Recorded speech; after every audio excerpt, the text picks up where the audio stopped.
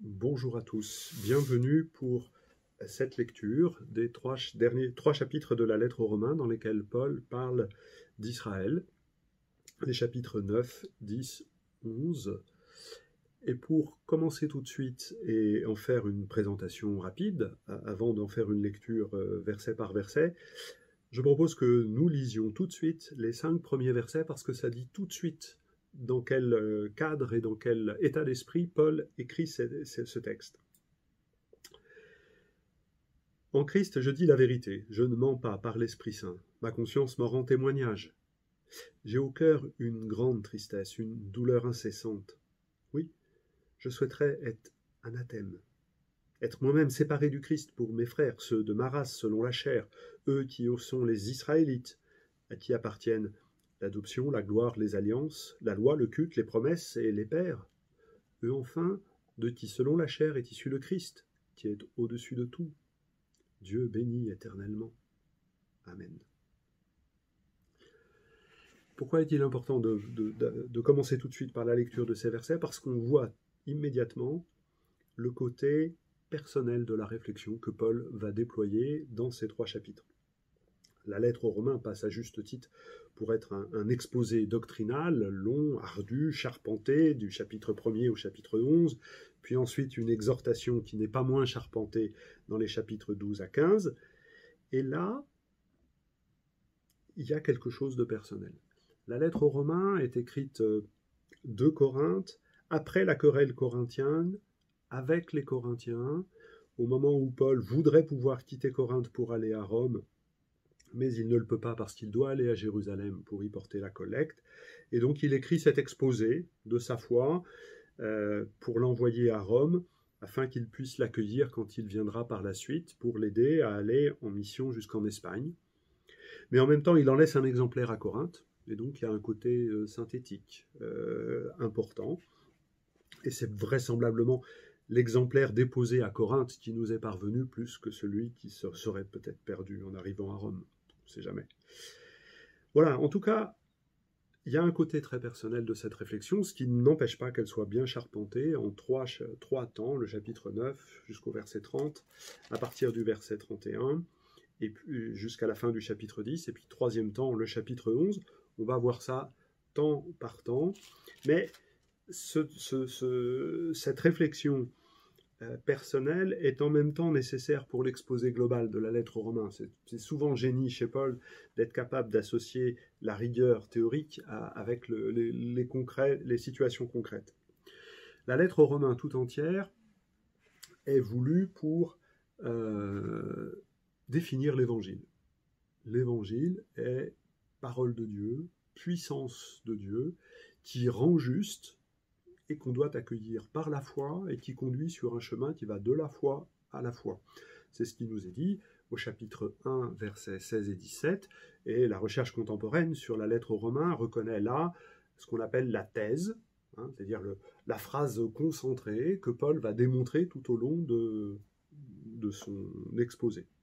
Ce qui fait que la lettre aux Romains, dans sa facture, c'est ce qu'on appelle en termes techniques l'éloge de l'Évangile, la présentation de ce qu'est l'Évangile en 3 temps, comme ça doit se faire, en montrer la nécessité, c'est ce que vont faire les chapitres 1 à 4, en montrer le caractère, le contenu, c'est ce que vont faire les chapitres 5 à 8, et puis en montrer la pérennité, et c'est exactement ça que vont faire les chapitres 9 à 11. Et à travers l'interrogation sur la place d'Israël dans le dessein de Dieu, c'est la pérennité de l'Évangile comme parole puissante de Dieu qui rend juste. Le premier temps, qui montre la nécessité de l'Évangile, insiste sur la foi par laquelle on accueille l'Évangile. Le deuxième temps insiste sur l'espérance. L'Évangile produit une espérance.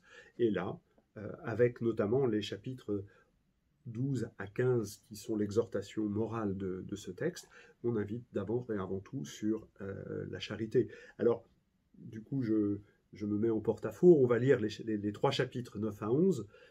Prenez le temps de lire les chapitres 12, 13, qui sont faciles à lire. Il n'y a rien de très compliqué, mais c'est là que la vertu charité est la plus affirmée. Et ça veut donc dire qu'il faut bien avoir cet élément-là en tête pour lire notre texte. Et on retrouve cette dimension dans le cri que Paul lance au début de ce mot « Je voudrais être anathème ». Et jamais personne n'a dit ça. On est dans une figure rhétorique qui s'appelle le paradoxe, l'exagération. Ça n'a pas de sens de vouloir être anathème. Ça n'a d'autant pas de sens que juste avant, au chapitre 8, Paul avait fini l'exposé partiel par l'hymne à l'amour de Dieu. Qui nous séparera de l'amour de Dieu? Réponse, personne. La faim, le dénuement, le glaive, cet obstacle, rien ne nous séparera de l'amour de Dieu qui nous est donné dans le Christ. Avoir ça en tête permet de entendre le propos de Paul, je voudrais être séparé du Christ. Non, il ne sera pas séparé du Christ, mais c'est pour dire que pour Paul, la situation qu'il a vécue, à savoir toute une première partie de son ministère, d'aller de synagogue en synagogue pour dire que par l'évangile, par l'annonce de la résurrection de Jésus, le Messie crucifié, Israël va pouvoir être renouvelé et accomplir sa mission de lumière des nations, ça a été un échec. Il y a eu à chaque fois quelques petites communautés chrétiennes, des gens qui se sont intéressés, qui ont demandé le baptême, mais ça n'a pas eu le succès escompté en tout cas. Le génie des apôtres de cette première génération chrétienne, c'est d'avoir su accueillir les fruits de l'Esprit Saint. Ils se sont dit, ce sont des païens qui ne nous demandaient ni salut ni Messie, qui ont accueilli l'Évangile. Qu'est-ce que l'Esprit nous dit? Voilà. Eh bien, dans le qu'est-ce que l'Esprit nous dit, Paul retourne en arrière en disant, mais pourquoi cette situation? Pourquoi Israël n'a pas accueilli? Alors, il n'y aura pas la réponse, mais c'est la question qui est portée. Et le texte va prendre cette question-là, à la fois pour dire la fidélité de Dieu envers Israël ne sera jamais démentie, et en même temps la nécessité du Christ. Comment ça s'articule? Le texte ne le dit pas, mais justement invite le lecteur à lui-même tenir ces deux choses-là ensemble. Qu'est-ce qui est dit d'Israël dans ce petit exorde que sont les 5 premiers versets? C'est Israël qui a l'adoption, la gloire, les alliances, la loi, le culte, les promesses, les pères. Voilà. La liste aurait pu être plus longue. C'est pour dire toute la bénédiction qui a été faite à Israël. Il est important de tenir les pluriels, les promesses, les alliances en Israël, en tout cas à l'époque, dans le judaïsme du 1er siècle, savoir si on insistait sur l'alliance mosaïque, ce qui était la plupart des cas, surtout pour les pharisiens. Est-ce qu'on regarde d'abord la figure d'Abraham? Est-ce qu'on regarde d'abord la figure de David? C'est autant d'alliances qui, si on leur donne à l'une ou à l'autre la prédominance, font comprendre différemment l'alliance et les implications politiques qu'il y a. Donc voilà, Israël a été bénéficiaire de tout cela. En plus, bénédiction des bénédictions, le Christ, au-dessus de tout, est issu d'Israël. Et pour autant, il y a eu la situation qui est celle dans laquelle Paul écrit. Première question que Paul pose au chapitre 9, verset 6. Non que la parole de Dieu ait été mise en échec. Voilà. Est-ce que Dieu se serait trompé? Est-ce que la parole de Dieu, finalement? Non. L'évangile de Dieu est puissance, au sens, voilà, quelque chose qui permet de passer à l'acte, d'avancer de l'avant. C'est donc pas un échec. Et il va falloir rentrer dans la sagesse de Dieu. Le texte se termine à la fin du chapitre 11.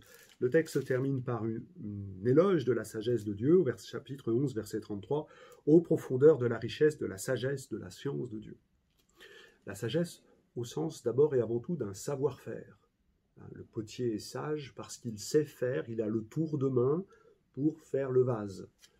Dieu est sage parce qu'il a le tour de main, peut-être aussi le tour de cœur, et le tour de mots, puisqu'il fait ça par sa parole, pour créer sa créature et la conduire jusqu'en sa sainteté. Il faut aller jusqu'au bout du projet. Il y en a qui disent qu'il n'y arrivera pas. Mais si, il va savoir faire. Ceux qui disent qu'il n'y arrivera pas, c'est l'accusateur de Job. Voilà. Et donc la parole de Dieu n'est pas mise en échec. Il faut comprendre comment Dieu fonctionne, et c'est tout l'objet de ce chapitre 9, de reparcourir les 2 grandes étapes. Paul a nullement le projet d'être exhaustif, pour essayer de comprendre comment Dieu fonctionne. Tous ceux qui sont de la postérité d'Israël ne sont pas Israël. Et pour être de la descendance d'Abraham, tous ne sont pas ses enfants. le fil rouge de ces versets qui vont suivre, c'est l'élection. Abraham a eu 2 fils, Isaac et Ismaël. Le peuple de l'Alliance, ce ne sont pas les fils d'Ismaël, ce sont les fils d'Isaac. Et c'est ce qui est confirmé par la citation du verset 7. On va avoir beaucoup de citations bibliques dans ces versets. Il y a une pièce jointe qui vous parvient, avec laquelle j'ai fait un tableau où il y a tous les textes qui sont cités, comme ça permet de s'y repérer. Et donc au chapitre 9, verset 7, on cite Genèse 21, 12, c'est la postérité d'Isaac qui sera appelée ta descendance. Non pas qu'Ismaël ne soit pas un descendant d'Abraham, selon la chair, mais comme c'est précisé au verset 8, ce qui signifie, ce ne sont pas les enfants de la chair qui sont enfants de Dieu, comme descendance, seuls les enfants de la promesse entrent en ligne de compte. Dieu fait un choix. Il aurait très bien pu dire qu'il bénissait. D'ailleurs, il dit qu'il bénit, Genèse au chapitre 7, il bénit aussi la famille d'Ismaël et la descendance. Mais l'héritier de la promesse, ce n'est pas Ismaël, c'est Isaac. Et là, il n'y a pas de commentaire, c'est un fait. C'est comme ça. Il faut rentrer petit à petit dans la sagesse. Verset 9, car c'était une promesse que cette parole, à pareille époque, je reviendrai et Sarah aura un fils. C'est la citation de Genèse 18, 10, le fameux épisode où Sarah se met à rire quand on lui dit de telles choses, peut-être parce que c'est trop fort et qu'on a besoin de mettre du souffle au milieu de tout ça. Ce qui est important ici, c'est le terme promesse. On utilise, en tout cas nous chrétiens, ce terme de promesse pour parler de l'histoire d'Abraham. Regardez bien, il n'y est pas dans la Genèse. Dieu bénit Abraham, Dieu bénit sa descendance, et Paul, justement, interprète cette bénédiction comme une promesse. Ce n'est pas une contradiction, mais la spécificité de ce vocabulaire. J'avoue mon inculture. Quelle est la place de ce terme-là dans la tradition juive? Il faudrait regarder de plus près. En tout cas, par rapport au texte biblique, Paul dit quelque chose de singulier. Comprendre, c'est que cette bénédiction est une promesse. Alors, est-ce que c'était juste comme ça au départ, un petit accident? Deuxième exemple, qui va être donné dans les versets suivants, 10 à 13. Et ce n'est pas tout. Il y a aussi Rebecca. C'est du seul Isaac, notre père, qu'elle avait conçu. Et pourtant, ses enfants n'étaient pas encore nés et n'avaient donc fait ni bien ni mal que déjà, pour que se perpétue le dessein de Dieu, dessein qui procède par libre choix et ne dépend pas des œuvres, mais de celui qui appelle, il lui fut dit, l'aîné sera soumis au plus jeune, selon qu'il est écrit, j'ai aimé Jacob et j'ai haï Ésaü. Voilà, en 4 versets, l'histoire de Jacob et d'Ésaü est racontée. Il s'agit de ce qui nous est raconté au chapitre 25 du livre de la Genèse, où Rebecca est fatiguée d'entendre les jumeaux se chamailler d'ores et déjà dans le sein, et on lui dit, il y en a un qui sera plus fort que l'autre, et ce ne sera pas l'aîné. Enfin voilà, il y a toute une problématique là-dessus. Et Paul se sert de cet exemple pour montrer que ce n'est pas parce que Ismaël n'était pas gentil ou que Isaac était plus sage, non, c'est en dehors de tout choix. Et donc, ce qui se passe à la génération d'après, entre Jacob et Ésaü, montre que c'est vraiment le libre choix de Dieu. On n'en connaît pas la raison. Ils sont tous les deux dans le sein maternel. Pourquoi Dieu, dès le sein maternel, choisit celui-là et pas l'autre? On ne peut pas savoir. Et Paul, délibérément, veut mettre son lecteur dans ce « je ne peux pas savoir », avec une confirmation de son propos, en citant Malachie au chapitre 1, versets 2 et 3. J'ai aimé Jacob, j'ai haï Ésaü, qui est un hébraïsme pour dire « j'ai préféré Jacob à Ésaü ». Pourquoi? Comment? Voilà. D'autant plus que dans l'histoire, la rivalité entre les descendants d'Ésaü, le pays d'Édom et Israël, a été longue, variée, tumultueuse, avec des dépendances réciproques. Paul, jusqu'ici, nous a mis devant le fait de l'élection.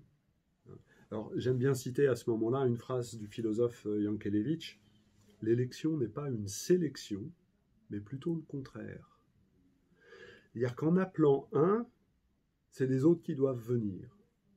En appelant Abraham, c'est lui qui va être béni, mais en toi seront bénies toutes les familles de la terre. Parce que, pour rester dans le vocabulaire du livre de la Genèse, la bénédiction, elle se donne un par un, face à face. Dieu pourrait bénir l'humanité autrement. Non, non, il choisit de commencer par en bénir un, et il commence pas par un jeune hébeau et pas un vieillard de 85 ans. Voilà, tant pis. Voilà, on est devant ce choix-là. Dieu choisit l'élection pour bénir l'humanité. Notre cœur un peu rabougri réagit devant ça en disant c'est pas juste.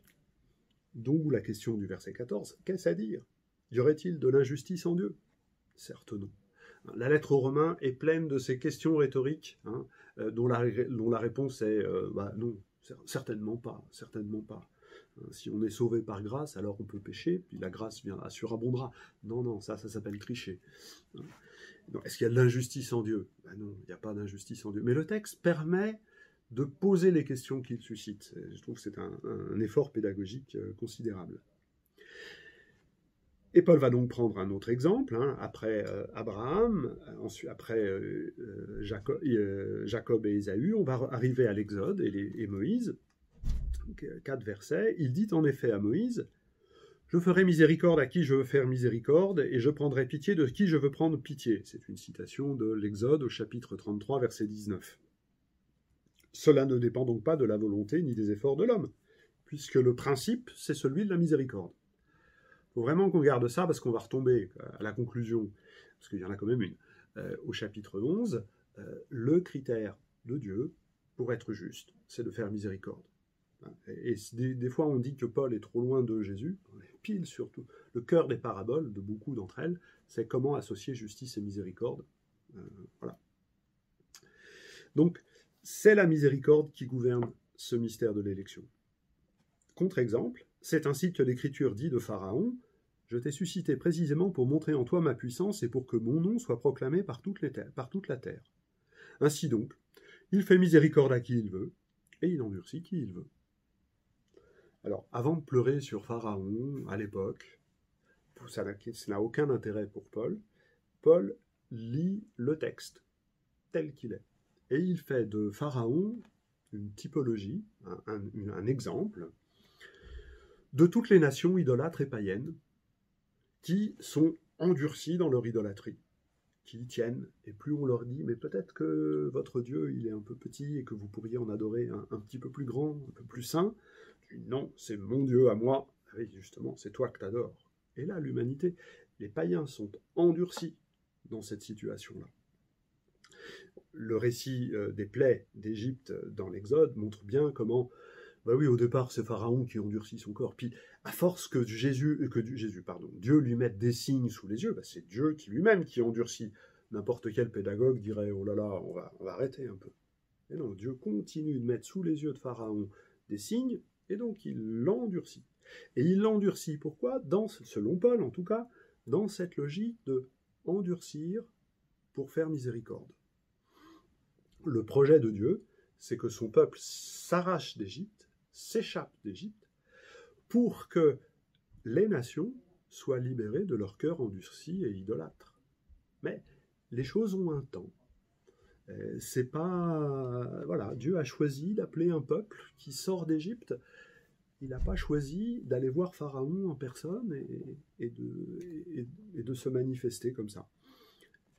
Et le texte de Paul veut nous faire rentrer dans ce mystère de l'élection comme mystère de miséricorde. La sagesse de Dieu, c'est d'associer justice et miséricorde dans un tour de mots, dans un seul tour de main, et on est devant les faits tels qu'ils sont là. Vous voyez qu'il n'y a pas beaucoup d'explications, on est simplement devant la logique de Dieu, et on a déjà vu dans le raisonnement, au chapitre 2 et 3, que l'évangile ne peut pas ne pas dénoncer. La parole de Dieu ne peut pas ne pas dire les choses qui ne vont pas. Et pour qu'il y ait miséricorde, il faut qu'il y ait dénonciation. Et du coup, Moïse et Pharaon, dans ce face-à-face que Paul établit, sont là pour dire que l'évangile est à la fois justice et miséricorde. Mais alors, diras-tu, de quoi se plaint-il encore? Voilà, s'il fait tout comme il veut, tant pis pour lui s'il a des païens sous les yeux. Car enfin, qui résisterait à sa volonté, hein? Donc là encore, on trouve ce fonctionnement en question rhétorique. On est au verset 19 et 20. Qui es-tu donc, homme, pour entrer en contestation avec Dieu? Ah oui, on est en train de lui dire qu'il aurait pu faire autrement. Hein? Il avait qu'à se manifester à Pharaon. Hein. Et alors là, Paul, pour clore le bec à son lecteur, impertinent comme moi, cite Isaïe au chapitre 29 et 16, et de nouveau 45 et 9. L'ouvrage va-t-il dire à l'ouvrier, pourquoi m'as-tu fait ainsi? Le potier n'est-il pas maître de son argile pour faire de la même pâte tel vase d'usage noble, tel autre d'usage vulgaire? Voilà. Donc là, la question c'est une prophétique, c'est nous les créatures, c'est nous qui sommes dans la main de Dieu, et donc c'est pas à nous de dire au potier comment il faut faire. Voilà. Alors les prophètes ont dit ça, il y a d'autres références, hein, si vous regardez, c'est assez facile à trouver en Jérémie, Siracide, pour prendre cette image du potier, hein. On le chante même, je crois, comme l'argile entre les mains du potier. Ah ben, voilà, laissons-nous faire. Paul s'y est pris de telle sorte qu'on a envie de dire à Dieu, mais peut-être aurais-tu pu faire autrement. Mais non, Paul nous remet à notre place avec l'enseignement des prophètes. Il y en a qui sont faits pour la justice, il y en a qui sont faits pour la miséricorde. Si donc Dieu voulait montrer sa colère et faire connaître la puissance à supporter avec beaucoup de patience des vases de colère, tout prêt pour la perdition, et ceci afin de faire connaître la richesse de sa gloire envers des vases de miséricorde que d'avance il a préparés pour la gloire. Voilà. Dieu a fait deux types de vases, les uns pour la colère, les autres pour la miséricorde. Pourquoi? Au chapitre 1, verset 18, la première chose qui est dite de l'Évangile est révélation de la colère de Dieu. Il y a un anthropomorphisme qui est pleinement assumé par Paul, mais c'est aussi une manière de dire que l'Évangile ne peut pas ne pas dénoncer le péché, l'injustice, le mal, l'idolâtrie. Et ça n'est qu'en le dénonçant qu'il peut faire miséricorde. L'Évangile dénonce et annonce simultanément. Eh bien, dans le dessein de Dieu, il y a des hommes qui portent davantage, Pharaon, cette dénonciation de l'idolâtrie, et puis il y en a d'autres qui portent davantage, ceux qui sont élus, la miséricorde de Dieu.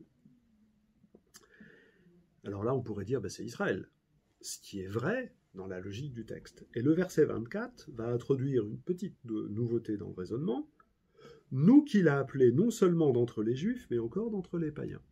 Et donc, la nouveauté du propos de Paul consiste à dire, nous, baptisés, d'origine païenne, nous participons à ce mystère de l'élection. Nous faisons partie de ces vases de miséricorde que Dieu a choisis pour manifester sa miséricorde. La nouveauté, c'est sur le nous. Et à ce moment-là, il le fera pourtant au chapitre 11, mais à ce moment-là, Paul ne dit pas « moi je suis juif ». Il dit « nous » par le baptême. Et donc il va y avoir la fin de cette première partie de notre texte, les versets 25 à 29, qui vont enchaîner des citations prophétiques pour montrer la libéralité de Dieu, la prodigalité de Dieu, à déclarer qu'un tel est son fils et qu'un autre, non pas il ne déclare pas qu'un autre ne l'est pas, mais voilà, il déclare qui il veut son fils. Alors, lisons le texte, c'est bien ce qu'on lit dans le prophète Osée, on est au chapitre 2, au verset 25 d'abord et au verset 1 ensuite, il fait ça à front renversé. Celui qui n'était pas mon peuple, je l'appellerai mon peuple, et celle qui n'était pas la bien-aimée, je l'appellerai bien-aimée. Et là même où il leur avait été dit, vous n'êtes pas mon peuple, ils seront appelés fils du Dieu vivant. Donc deux versets, la fin et le début du chapitre 2. Alors il faut se rappeler juste un tout petit peu, Dieu avait demandé à Osée d'appeler de manière symbolique ses deux enfants. Il y en a un qui s'appelait Lo-Ami et l'autre Lo-Ruhama, c'est-à-dire pas peuple, pas mon peuple, et pas bien-aimé. C'est des prénoms difficiles à porter. Voilà. Et la conclusion de ce geste symbolique, c'est la parole de Dieu qui dit « Ceux qu'on appelle pas mon peuple, moi je les appellerai fils du Dieu vivant ». Alors, c'est un texte qui s'adresse à Israël pour montrer justement au peuple de l'Alliance l'importance de la parole de Dieu qui établit cette filiation.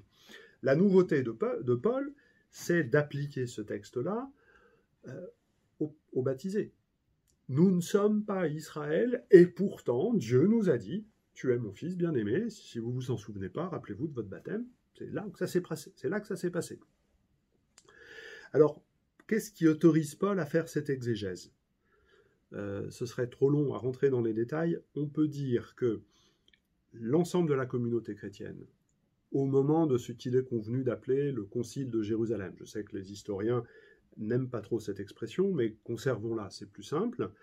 À ce moment-là, on prit des décisions, mais en même temps, il y a eu un travail, d'une part, de rédaction de quelques textes qui nous sont parvenus de cette période-là dans les évangiles, et puis il y a eu aussi un travail exégétique, herméneutique, autour de l'oracle de la Nouvelle Alliance, dans lequel il est dit « Tous me connaîtront du plus petit au plus grand ». Le plus grand, c'est Israël, le plus petit, c'est les païens. Et donc, cette interprétation d'Osée va dans un contexte général d'une réflexion de la communauté chrétienne au moment où on commence à constater que les frères d'origine païenne ne sont pas des exceptions, ils commencent à être présents, qu'il faut organiser la vie commune, bien évidemment, et donc leur reconnaître leur plein statut, ils sont fils et filles de Dieu. Le verset d'Osée fonctionne merveilleusement bien pour y attester.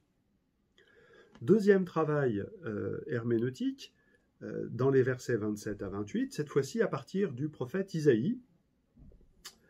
Isaïe, de son côté, s'écrit au sujet d'Israël « Quand bien même le nombre des fils d'Israël serait comme le sable de la mer, c'est le reste qui sera sauvé. » Alors le mot important, c'est celui de « reste ».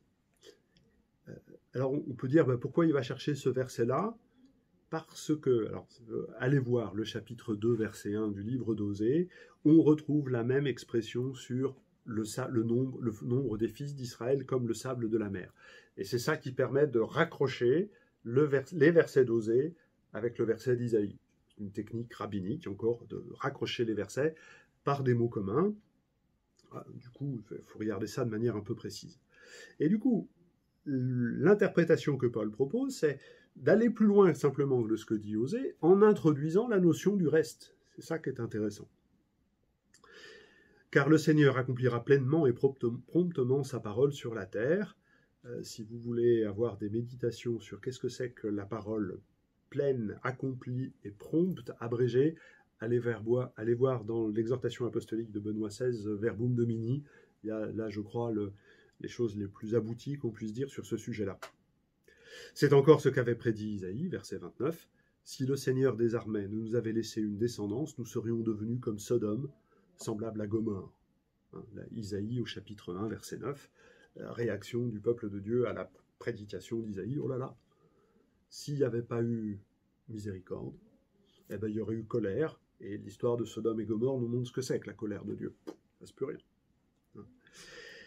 Paul a introduit la notion de reste, mais il ne l'a pas définie, sachant que la notion de reste, c'est une notion théologiquement importante chez les prophètes, mais qui n'est pas une notion quantitative, bien que le mot allude à cette idée-là. On évacue la question du nombre avec le reste. Et selon l'enseignement des prophètes, le reste d'Israël, ce n'est pas les mêmes. Pour certains, le reste d'Israël, c'est ceux qui reviennent de Babylone. Ceux qui ne sont pas en déportation, ce n'est pas des vrais. Mais il faut quand même revenir de Babylone. Pour certains, ce sont ceux qui se convertissent à la parole de Dieu, le livre d'Osée. Pour d'autres, ce sont les humbles de la terre. Vous avez ça dans le prophète Joël. Voilà, les pauvres de la terre. Les prophètes ont une réflexion différenciée là-dessus. À cet endroit-là, Paul ne dit pas qui est le reste. Mais le Seigneur Dieu, qui, à travers les siècles, a procédé par élections successives, en fonction de la miséricorde et de la colère, fait sortir un reste. Et l'affirmation du verset 24 est de dire « nous baptisés, on en fait partie ». Il va falloir démontrer que nous, baptisés, on fait bien partie de ce reste. En tout cas, de notre point de vue, il faudrait pouvoir interroger nos frères juifs, est-ce qu'ils nous reconnaissent, nous, par le baptême, de la sorte, et donc c'est à eux de le dire. Mais la suite du texte, du chapitre 9, verset 30, jusqu'à la fin du chapitre 10, verset 21, est une réflexion, à partir de l'Évangile et du Christ, qui permet de dire, oui, nous, baptisés, nous appartenons à ce reste. Et je vous retrouve sur une autre vidéo pour lire ce texte-là.